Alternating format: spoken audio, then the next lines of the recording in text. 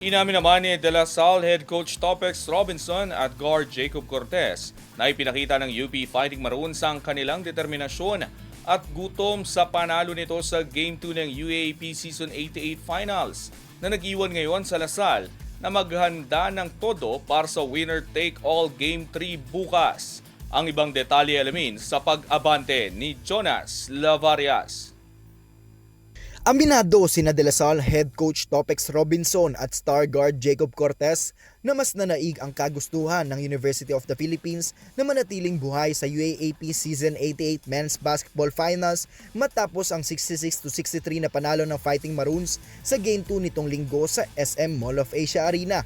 Ayon kay Robinson, malinaw na ipinakita ng UP kung bakit sila ang defending champions matapos guluhin ang ritmo ng Green Archers at manaig sa pagiging aggressive lalo na sa mahalagang sandali ng laban. Sinabi rin ng La Salle mentor na hindi basta ibinibigay ang kampyonato at kailangang paghirapan ito at sa pagkakataong iyon, ang UP ang mas handang makipagsabayan. First, again, I just cannot, give credit to what UP did. They're champions for a reason. Really took us out of our rhythm.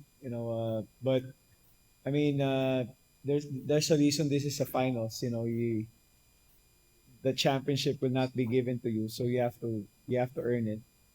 And I guess they were the more aggressive team today. Obviously, they don't want to end it, so we're just gonna be.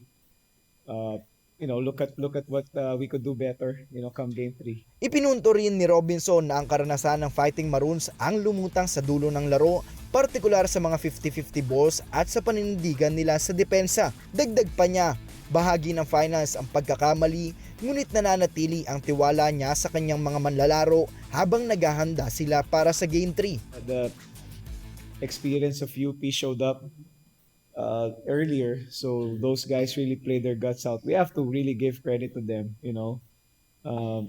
They really poured out everything that they got.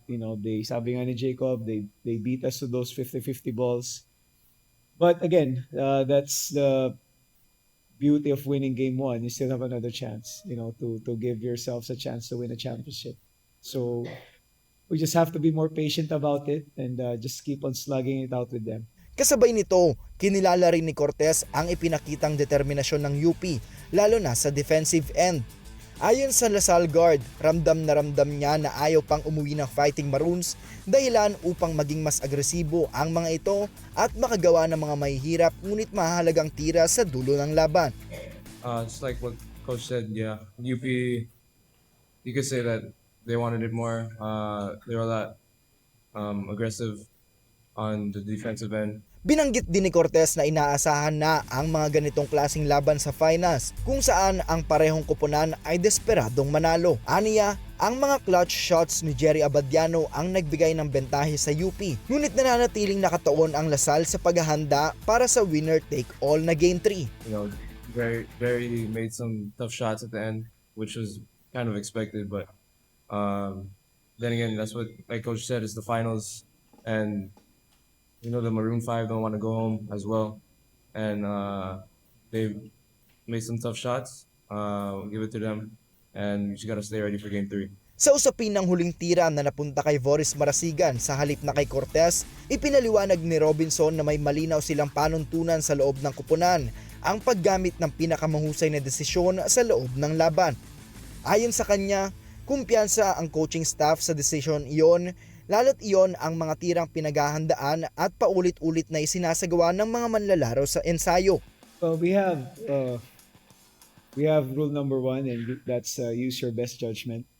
We're always gonna stick to what we agreed upon as matured individuals here. I mean, that shot could have brought that house down, and as long as those shots are the shots that Boris was practicing, we're gonna be okay with that. Matapos ang dikit at depensibong labanan na pinangunahan ni Abadiano para sa UP, muling magtatagpo ang dalawang kuponan sa Miyerkules, December 13, ang magdidikta ng kasaysayan sa rivalry ng dalawang kuponan na 3 taon nang pinaghaharian ang UAAP. Ako, si Jonas Lavarias, Abante Sports, now na.